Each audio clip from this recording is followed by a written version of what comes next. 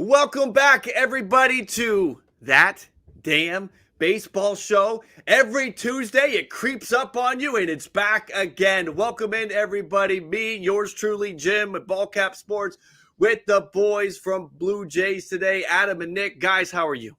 Doing good, Jim. Doing good. It's been a long week. I'm very glad that the Blue Jays actually did something. If they didn't do anything at this point, man, would I not be in a good place. So for that, on that note, doing excellent. Yeah, man, and it just doesn't seem to be slowing down at all, Jim. Like it kind of started up with winter meetings, and the dominoes have fell, and they keep falling. So lots to talk about, Blue Jays and otherwise in this one. Big names still available, and some big trades potentially on the way as well. Yeah, make sure everybody that is out there watching, whether you are with us live or catching the replay, make sure to hit that like if you enjoy the show, you're enjoying the content that we're putting out. Leaving us a thumbs up is the best way to show your support and to help grow the channel. So make sure to hit that thumbs up and subscribe to both of our channels if you have not yet. And turn those alerts on so you know when we're live, you know when something's breaking and the communities are getting together to talk about it. Make sure to subscribe as well. So yes, like you said, there is a lot going on right now. Today has been a relatively mild day, which means at any moment something is going to break. But we had a very busy day yesterday, and I just want to get some final thoughts from you guys. I can give some final thoughts as well, but the two big trades yesterday, the one big trade and the one big signing, Chris Bassitt to the Blue Jays, the next best arm after Carlos Rodon is off the board, and the Oakland, Atlanta, Milwaukee trade. Guys, give me your thoughts on those here.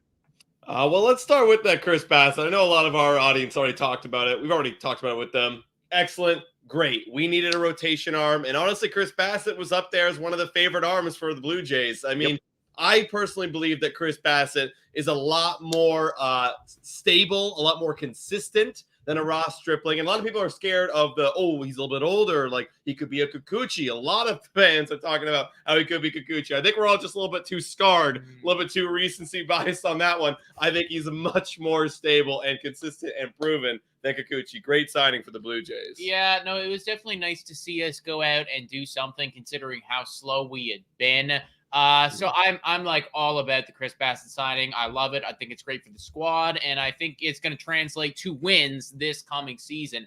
As far as the Oakland Milwaukee trade, the three-person trade, like whatever the hell that was, literally still evaluating like the return that Oakland got, still trying to figure out what was up with that. Like so many different moving parts in there that it really is hard to give an official grade on that thing.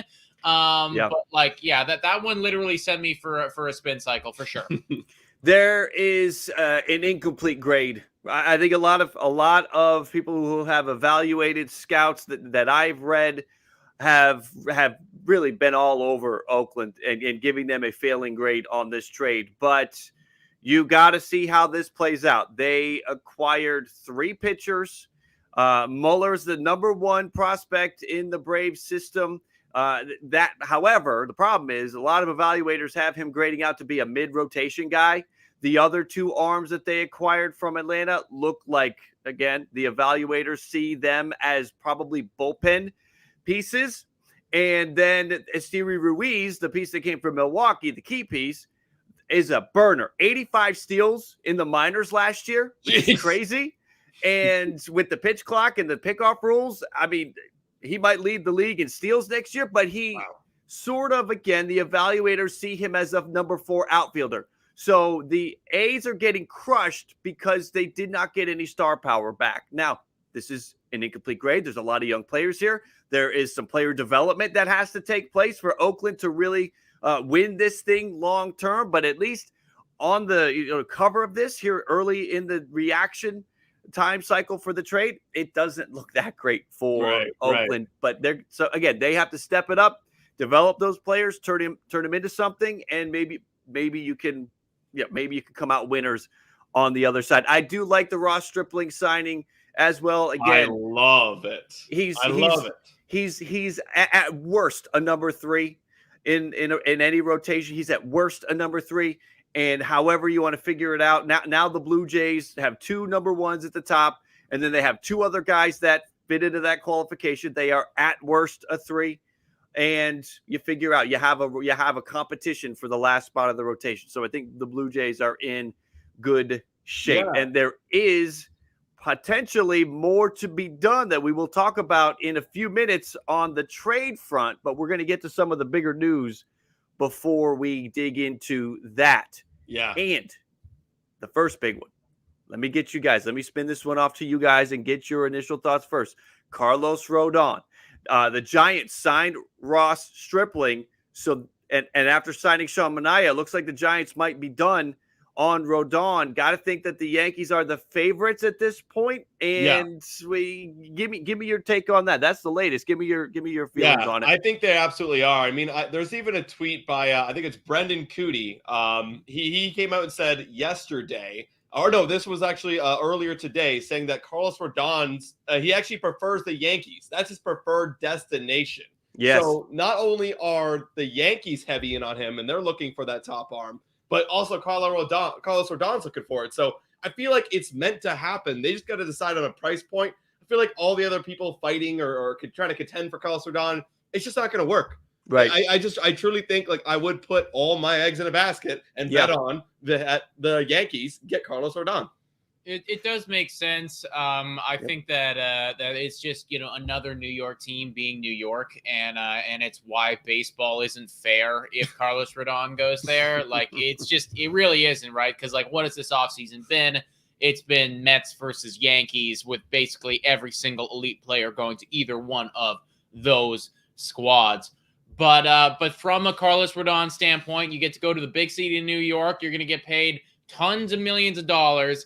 And the pressure's off, bro, because you're going to go to that rotation and, you're going to put up great numbers, but you're also going to have 4 other incredible starting pitchers, teammates of yours, also putting up great numbers as well. And, would not be surprised to see the Yankees win 100 games and make a deep push in the playoffs if they have a rotation with him in it as well. Yeah, I want to get your thoughts on this, Jim. If the Yankees land Rodon, they got to have the best rotation in baseball. A lot of people are talking about, Blue Jays best rotation of baseball after Bassitt. I'm like, guys, stop that conversation right there. Right. If they land Rodon, the Yankees, it's untouchable to me. What do you think?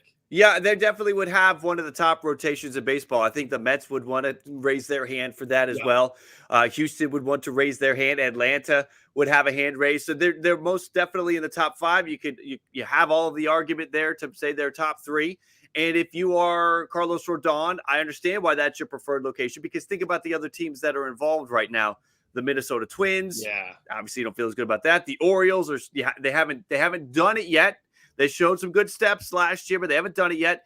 So it makes sense because that's your ticket to the playoffs, guaranteed, and you're going to make a postseason run. So that's why Carlos Rodon would prefer the Yankees, and the Yankees have to go for Rodon because everything they do this offseason has to be with the mindset of beating the Astros, and one way to do that is to pitch with the Astros, and Carlos Rodon would do that for you. I do think that a lot of the teams, a lot of the years, a lot of the dollars that we're hearing could be smoke signals and screens from Scott Boras, and Boras doing the best to get his client the most years and the most dollars. I don't know how much of what we're hearing is extremely true. I think a lot of it comes from John Heyman, and John Heyman has a connection with Boras. So he's, what he hears from Boras, he's going to put out there. And so there's a lot that you have to kind of chew through and digest on your own on what you think is actually going on with Rodon. And are the Cardinals real, or is Scott Boras making the Cardinals real so that the Yankees have to get their offer up? Because now the Giants are out. The Giants may be calling Scott Boras' bluff and say, we're out. We're done, dude. We're going to go get a really good pitcher here with Ross Stripling. So it will be fascinating to see. I do think the Yankees are the leader in the clubhouse. Again, the Twins have been mentioned. The Cardinals have been mentioned. The Orioles have been mentioned. We had heard the Rangers, but it's been a little while for the Rangers. A lot of teams in. It makes sense. He is the top starting pitcher. That is left. The Rangers, even though I feel like I can't count the Rangers out anymore. Right. But I feel like they've done their job. If they have a third starting pitcher, my God. Like the only reason the Rangers might sneak back in is because they still have the money to do it. They have the money to add Carlos Rodon and stay underneath the tax threshold. That's the situation that Texas is in. So that's the only reason why they might still be lurking out there. Though I do think it would be a long shot at this point. Let's see here. I want to make sure. I want to give a shout out to Baseball 2016. Thank you for the donation. I do appreciate it. Again, thank you everybody that is here with both of us. Make sure to hit that like, everybody. Get our streams to that 100 level, that 100 like level. I'm about halfway there right now. I'm sure the guys, you're probably about halfway there as well. So hit that like. Let's get these streams over 100. If you haven't used that like yet, let's do it. We're going to continue on from Carlos Rodon, and we're going to move on to another Carlos. We're going to move on to Carlos Correa. And I just want to get your feelings on all of this Mets chatter. Are you buying any up? Now they could do it. I know. They could do it, but are you buying any of it, or is it more Scott Boras smoke and mirrors? Man, I don't even know at this point, because the Mets feel like a giant video game to me. Just when I thought they were done spending money, they go out and they get Kodai Senga and they spend more money. Like, is it true that like Steve Cohen just truly has an infinite pool of dollars that he is willing to spend? Because if he does, then of course they're in. I think they're in on him. I think they're having conversations. Yeah. But do they land him? I don't think so. They can't. Right? Yeah. I mean, well, as far as I'm concerned, like I wouldn't be shocked at all. And I mean, I might even kind of push back on that, and I might favorite them, right? Like, if we just look at let's take a look at a player, for instance. If a player bats 300, compared to another player who bats 200, what's the likelihood that one player is going to get a hit over the other player? It's the player that bats 300. This offseason, the Mets are batting 300. Everybody else is batting 200. So it's like, just looking at the past here, they are likely to sign people. They will spend money. It seems ridiculous because it is ridiculous. Yeah. But at this point, they're playing a different game. It's not fair. It is monopoly money to them. So, yeah, of course it's real. I think it is. I think there's a real possibility. I also think it has to be considered that Carlos Correa is close to there's a close conversation happening with the Giants and the Cubs. I believe that 1,000 in the Twins. I believe all of that 1,000%. Forget the Dodgers. Just forget about it. The Mets circle back in here. Whether it's real or not, Scott Boras needs those other three teams to believe that it's real so that those offers stay up, right? If you have Minnesota and Chicago and San Francisco going head-to-head for a player, that's different than if you have those three. And, oh, by the way, one of the New York teams is as well. That if Scott Boras is going to be, trying to get the most money, the most years for him, having a New York team involved is very important. So I'm not necessarily saying the Mets are being used, but I also don't think that thought cannot be disregarded. Right. I'm going to stick with so out of the winter meetings, it was reported that from the San Francisco Chronicle, it was reported that the Giants were the favorites for Carlos Correa. And that would save this offseason for Giants fans, because it has not gone as well as they had hoped with all of the big names that they were connected to, with the deals they have ended up doing. It has not been good. So this would save the offseason for them. I have been saying Cubs for so long. I'm with you, Dem. I'm riding with you. You and me. We're going Cubs. Nick, are you in on the Cubs train for Carlos Correa? I think I'm out. Like, I think when we initially did it, I think I said Giants, and are the Giants officially done with this now? Are they done now? Our next topic will make me to change. It's changed my mind. It's changed my mind just because of the recent. Maybe it's a recency bias, but I do think. Okay, I will say this: the Giants will get one of the top shortstops, in my opinion. They're going to. If they had the money to buy Aaron Judge. Like, look, Minaya and Stripling did not cost that much. And everyone's thinking, they're out, blah, blah, blah. Or, they could be out in Rodon, whatever. But, they got money to spend on position player. They do. Right? So, I think it's very likely they land either Swanson or Carlos Correa. But I'm going Cubs. Nick, I can't believe you. Oh, how could you say that? You know what? It's fine. You want to get off the Cubs train? That's fine. Let's keep the train moving. And speaking of the Giants, we have some connections with them and Dansby Swanson. Earlier today, it was out there, Russell Dorsey of Bally Sports saying that we've got the Giants in contact with Dansby Swanson. We've also heard the Dodgers, the Twins as a backup for Carlos Correa. You've got the Cubs listen, the Twins and the Cubs and the Giants are in on both of these guys. The Red Sox are creeping in, though I think that would be an extreme long shot. And then, of course, there's his original team, the Atlanta Braves. So is Dansby Swanson, you guys, what's your thought on Dansby Swanson and the Giants having a conversation? Is that going to change anything, or are you still sticking with your guns on your Dansby Swanson predictions? I read it today and it did make a lot of sense with the Cubs or the Giants being in on the Dansby Swanson. I mean, I think I even saw you tweet about this too, how the Giants aren't known to go and spend large lumps of money, where Dansby Swanson had a nice breakout year last year. And he is the fourth of the top four shortstops. I think we can all agree on that. Yep. So it feels right that he would find a nice landing space over in San Francisco, especially after they go out and sign two pitchers. It feels right.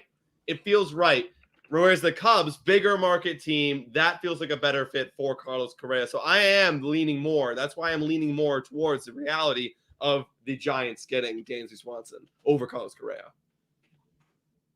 Nick, what do you think about it? I think I'm kind of opposite from you guys. Like, I think I literally have the teams reversed in this order. I think I'm more Cubs on the Dansby Swanson train if they're going to go out and they're going to get somebody. I do hear where you guys are both coming from, though. Like, I think that does make a lot of sense. I wouldn't be completely surprised or shocked either to see like a full up mystery team get in on Dansby Swanson, you know? My dude's been out here getting married. I don't know if you guys saw that. Like, he literally just had his wedding. Like, I guarantee he told his agent, he's like, buddy, you go handle this right now. I'm going to go get married. I'm going to go on my honeymoon. I'm going to get laid and, get drunk and enjoy that aspect of my life. And all the respect to you, big man. It's the off season. You should. When he comes back from the honeymoon, though, I imagine the rumors are going to start heating up once again. And I wouldn't be shocked to see some other mystery team that we haven't really addressed come into this picture. You know, it's funny. I read somewhere today that Dansby is going to take a little longer to sign, and I didn't connect the two dots. I didn't even. Maybe I don't know. Maybe it is because of course it makes sense, right? Well, it's like he doesn't want to be on the phone with the agent right now. No, there was that part of the tweet that I saw. I think it was Rosenthal. I want to say it was Rosenthal, or maybe it was Morosi that put this out there. That was confirming it or reiterating it. Is that the decision for Swanson is not imminent, and that is part of it. He has things happening in his personal life that it's just not there. It's just not going to happen. The Twins had a Zoom call on Thursday or Friday. The Giants are reaching out now. That's great, but nothing's going to happen. And the whole situation with the Braves, they're not out. They cannot be ruled out, even though there has not been a lot of talk about that. The Braves, Alex Anthopoulos, is treating Dansby Swanson like a person. It's like, take care of your personal stuff. And once you're done with your personal stuff, let's try to hammer something out. Now, will they? I don't know, because the money could talk. The money could talk, and he could end up in San Francisco. Or with everything that's going on in his life, it may change his perspective, and he may say, you know what? Sure, San Francisco is going to give me more money, or Minnesota is going to give me more money, but I love this team. I love this town. I love everything about Atlanta. I might be getting less here. Maybe it's 5 or 10 million less, or maybe it's total, 20 million less than the other markets are offering me. But I want to stay where it feels like home and I'm comfortable. And I know every year we're going to have a chance to win. Where Chicago is still building, Minnesota feels like they're still building. San Francisco feels like they're in a weird transition spot right now. But Atlanta is going to be right there pushing for 100 wins again. So why not just go back? And he's got a new wife now, and wife's got 50% of the say. What does she want to do? I like that Atlanta. Is it. Exactly. Let's not move.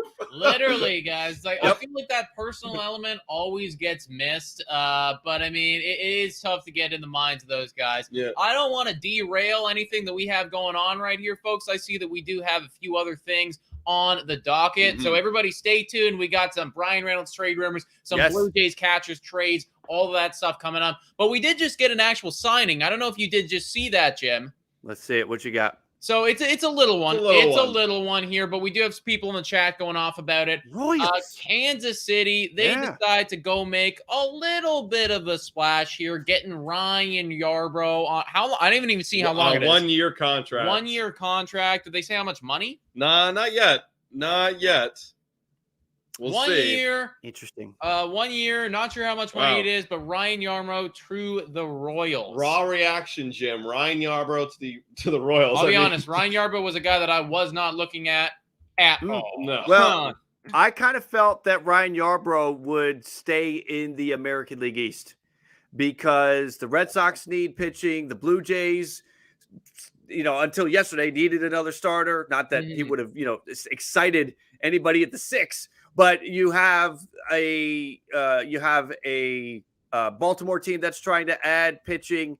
I'm kind of surprised. Kansas City doesn't feel like the best fit. That is kind of a head scratcher for me, even for Ryan Yarbrough. His market must be terrible. Yeah, for him to end up in Kansas City, that's a surprise to me. I'll be honest, Jim. I just took a quick look at his baseball reference and. Yeah, I mean, not that great. It's not that good. It's not that good. I'll say this. What do you want to bet that, I don't know, by tomorrow morning, somebody tweets out that the Red Sox were in on Ryan Yarbrough and lost out? What do you want to bet? I'm so ready for it, man. I'm so ready. That's coming. Such a Boston thing. It is coming. But good move for KC. If Ryan Yarbrough is out there pitching well, he's going to give him a ton of innings, and maybe they can deal him at the deadline if they're out of it. Yeah, honestly, that is a perfect deadline guy right there. You know, you could flip for value, guaranteed. Yeah, exactly. And he's going to get innings too, right? Like the Tampa Bay Rays have been manipulating him so weird, like coming out of the bullpen, starting. He's probably going to start every day, and then he's got to prove himself because he's not going to get much with this baseball reference page. Sorry, right. Ryan. Let's get to some trade rumors and some trade talk. And everybody on Blue Jays today, this is good news for you because there will be Blue Jay talk for both of these players that we're about to talk about.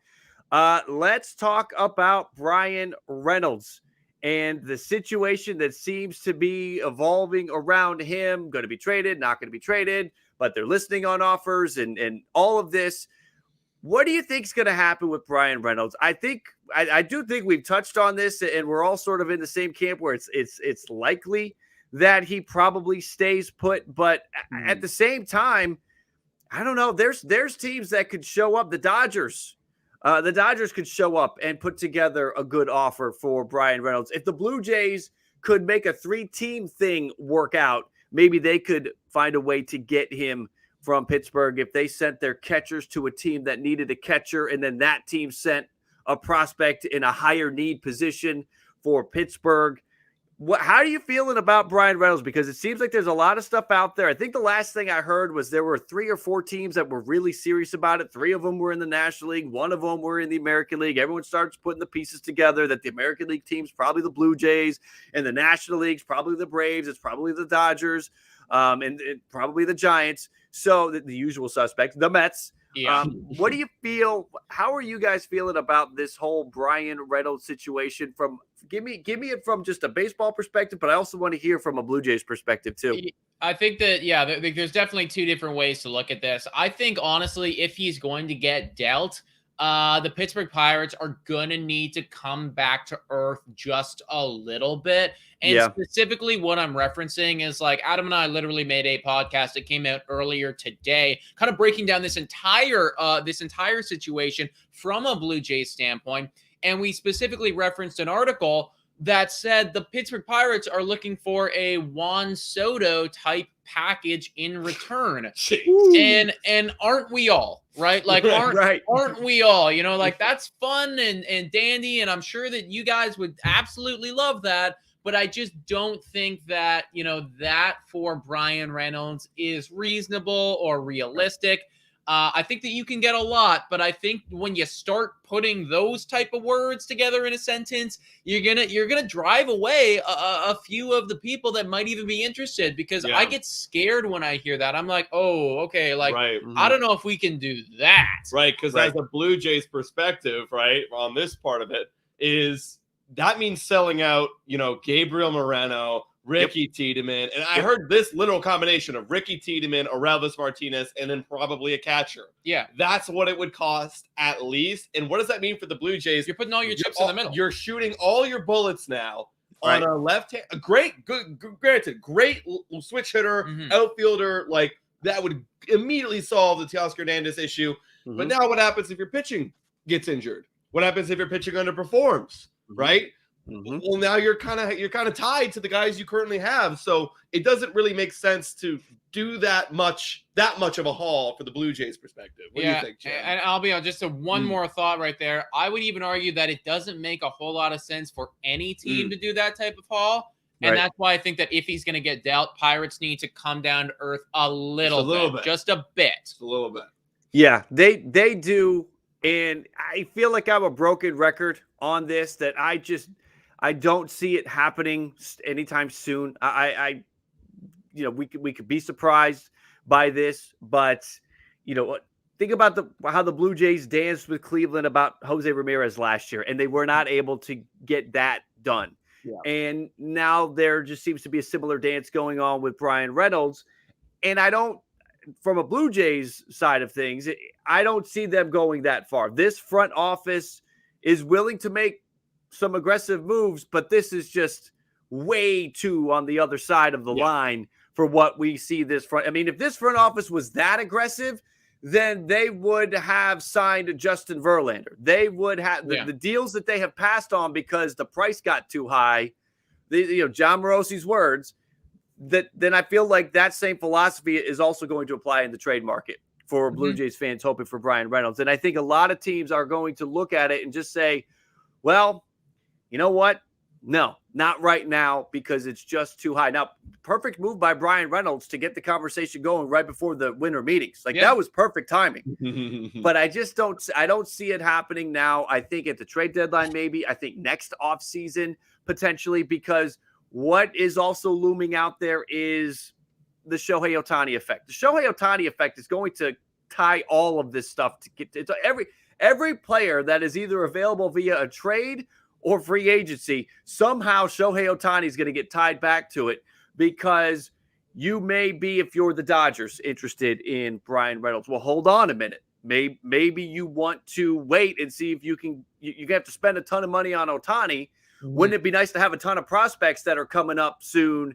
Because all that money out for Ohtani and Freeman and Betts and everybody, it's going to be good to have some players that you've brought in. If you trade all those prospects away for Bryan Reynolds, you might be in a tricky spot when you think about down the road. So I think that is a very long shot to have happen. But what should happen this offseason is a Blue Jays catcher getting traded. It should.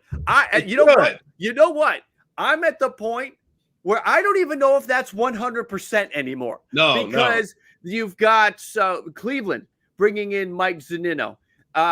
You've got the swapping of catchers. Atlanta getting Sean Murphy. Milwaukee getting William Contreras. Milwaukee was another potential trade partner for Toronto. And the Twins.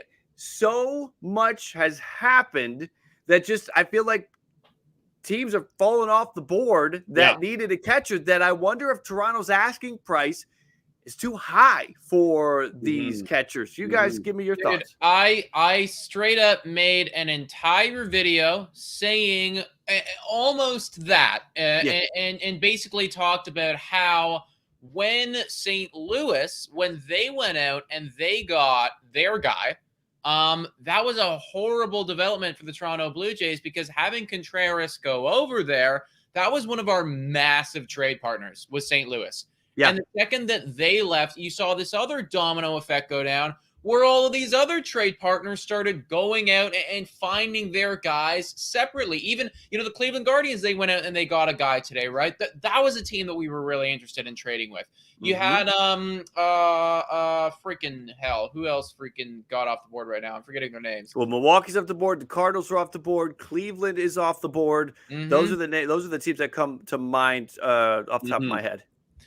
But it's all of these squads that we were making these freaking trade scenario videos for, looking at how we can acquire them, how we can trade for Tyler O'Neill. And now we're getting into this position where there's guys that I'm still interested in. There's guys that I'm still interested in, like, a Varsho, for instance, on the Diamondbacks. Right. Like, this is a name that I'm still interested in. But it's starting to feel a little bit like we're forcing something, I think. Like, it's starting to feel like we're kind of just saying these names and making these trade proposals just for the sake of doing it, just to trade one of them away. And I don't think that's where this management's coming from. I don't think that it's burning a hole in their pocket to ship one of these guys off.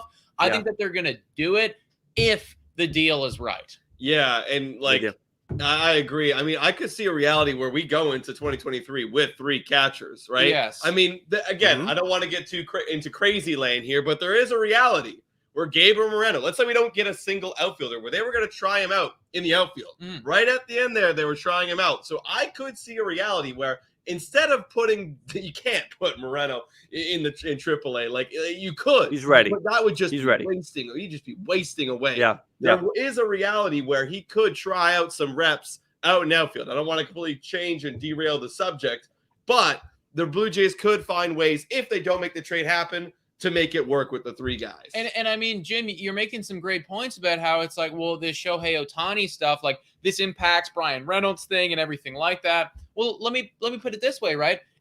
Do we force our hand right now, and do we force this trade and we make something happen with Varsho, like, right now? Or do we say, you know what, hold up, let's wait a few months. Let's wait to the trade deadline when potentially Shohei Ohtani might be available by that point. Maybe the asking price on Bryan Reynolds, maybe that's gone down. Maybe the Milwaukee Brewers are more interested in trading away one of their starting pitchers right now. I don't know. There are just, I think, the market would change. Exactly. Yeah, like the market would change and stuff would happen that we don't expect to have happen. Yes, you run the risk then of having all your catchers go out and maybe one of them underperforms and their value goes down. But I think that that's just a better overall risk to take than just forcing a trade for the sake of it. I'm with you guys on that. I want to give a quick shout out to Ed Flood. I see your donation. I don't know if you're still in here, bro. It's been a few minutes. Anyone seen how much Kiermaier's contract was yet? I'm going to touch on what you just said in a second, Nick. But have you guys heard about Kiermaier's contract? I think it was 8. I actually completely missed it. Because it came out much later. One second. I haven't seen it. I'm pretty sure if his contract did come out, then it's very likely that it came out like right as the Chris Bassitt information was going down. Maybe. Spotrac still hasn't updated it yet, but I don't remember actually reading anything on it yet. I read someone said something, but it could have been a non-blue check mark source. Maybe. I don't know. Jim. But so if you guys find it, chime in. I'll say this about the whole catcher situation and the potential fits there. You've got, at this point, teams that have been connected. Ben Nicholson-Smith tweeting out yesterday, Chicago, Arizona, Cleveland, San Diego, San Francisco, possible fits on paper. Now, the problem is, now Cleveland is off the board. San Diego and San Francisco are not perfect fits. No. Somebody replied to me that the San Diego fit would be their lefty outfielder, Trent Grisham. But they need Trent Grisham right now in that outfield. They can't drop him. They need him. Even when Tatis comes back, they still need Trent Grisham in that outfield. So San Diego's not in position to do that. Also, Cleveland, I wish we could have done something with Cleveland. I feel like there was a Josh. I feel like there was either, whether it was an arm whether it was a Josh Naylor thing. I don't know if you need to add pieces on to either side, however, to make that work. That seemed kind of attractive to me. Yeah. But Gold Glover outfielders. It becomes there's two teams left. Chicago and Arizona are really the two. Yeah. And Arizona's going to be tough to work a deal with because I think there's a lot of teams in because all three outfielders are available, and they're probably only going to trade one of them, I would think. So you're going to have all different trades from all different teams for all different players, and they're going to pick the best trade if they even do anything. So that's going to be like just pulling a lottery ticket to get the Arizona trade done. So it comes to Chicago. And if you are Chicago, the most obvious piece when you look at that roster is Ian Happ. Right. And does that fire up the Blue Jays fan base? I know the answer is no, even if it's Danny Jansen. I've seen it on Twitter that's not going to make the fan base happy, Danny Jansen for Ian Happ. So with all this being said, there's a very real possibility. It just feels like with the way the market is going that they could hold on to all three. And like you said, Nick, the market could change. Let's see. The reason why Pittsburgh does not want one of the Blue Jays catchers is because they have Henry Davis not too far away, and they have one of their other top prospects ready to start playing in the bigs this year. Now, what if that guy sucks? What if that guy goes out there this year and he's terrible, and all of a sudden they're in on a catcher because that prospect can't hit, or that prospect is carrying a brick for a glove. So the market could change. So they may end up holding on to all three of them, like you were saying. Yeah, no, I totally agree. I know that Adam was going to piggyback off something that you just said there. But before he does, big shout out to the Hog Watch right here. He's coming into our chat right now and commenting on this. We've never actually personally worked with him, but I know that you have, Jim. So shout out to Hog Watch there, saying that he'll give us Azakar, who I'm literally not even familiar with on the Padres. Yeah, literally not even familiar with on the Padres whatsoever. But either way, guys, if you've ever, or if you're a Padres fan or anything like that, go check out Hog Watch. I've seen the content before. Great stuff, and I'm sure that we'll work with you in the future, big man. His name is familiar. I'm blanking on him. He's not ranked on the prospects anymore. Like, I literally have no idea. I believe outfield is his situation. Is this but Bradley Zimmer? Like, I don't think. Please don't. No, it's not. The problem is I'm not. I think the problem is it's a righty bat. If the Blue Jays are looking for anything for their catchers, they're looking for a lefty bat. They're looking for a starting. They're looking for a starting pitcher or a lefty bat. If they do a trade, they did not go down the road with the Cardinals for their closer. So if they're not, that would have been a good arm, unless there's something wrong with that arm. He's hurt or something. That would have been a nice bullpen addition. By not going down that road, they're telling you that they have specific desires for these catchers, and they work. So it's not going to be a reliever. I would be shocked if it's a righty bat. It's got to be that they covet a lefty bat, or a starting pitcher. Blue Jays aren't trading. They're not adding a right-handed bat via trade. Like, that's just, they can't do it again. Right. Like they already traded for Matt Chapman, right-handed bat. Like, and that was already when we were already severely right-handed heavy. This is the opportunity. This might be the only opportunity in years where we can convert a lefty into this lineup. I also think too, like, it would just make you look so stupid for trading Teoscar Hernandez. Like, what was the point? It'd be like, are you kidding me? Like, if we did, I'd be like, are you serious? And like, with the whole Ian Happ thing, yes, he is a switch hitter, great, but not that much better defensively, and he's still on a 1-year deal. So it's so basically, essentially, you'd be giving Danny Jansen and Teoscar Hernandez for Ian Happ and Eric Swanson. That feels like a loss. I agree with you. I want to give a shout out to Envy Ups. Thank you for the 9 months. I appreciate that, Envy. Thank you for your support. And also shout out to Sean with the $5 donation. As a D-backs fan, I hope you guys end up with one of our guys. No matter what we get in return, you would be getting a great player. Well, I hope so as well, because all three of them I value greatly. I think Alek Thomas has a really high ceiling. I think Dalton Varsho maybe at his ceiling, but he's a really good player right now. Maybe there's some more room to grow because he's still young. McCarthy is a very interesting player to me as well. So I'm with you on that. Sean, thank you for the donation. Here's what we're going to do, guys. Are you on board with me if we want to give our live streamers a few more minutes and give our replay watchers the old adios? Yeah, I think that is an that's good with me. absolutely great idea, Jim. Folks, if you are rewatching this right now, then this is where we are going to come to an end. That's why you got to hit the subscribe button. You got to turn that post notification bell button on, because you're going to miss out on this whole other next section of the stream. I actually have some really interesting trade proposals that I want to bring up to these gentlemen and talk about, and we're just not going to cover it in this rewatchability thing. But for everyone who's watching right now, stick with us. We're still going. Guys, thank you so much for watching, and see you later. We usually do the Go Jays Yeah, we Go. usually do the Go Jays Go, but this is That Damn Baseball Show. That damn so baseball show, baby. I don't know, man. I don't know.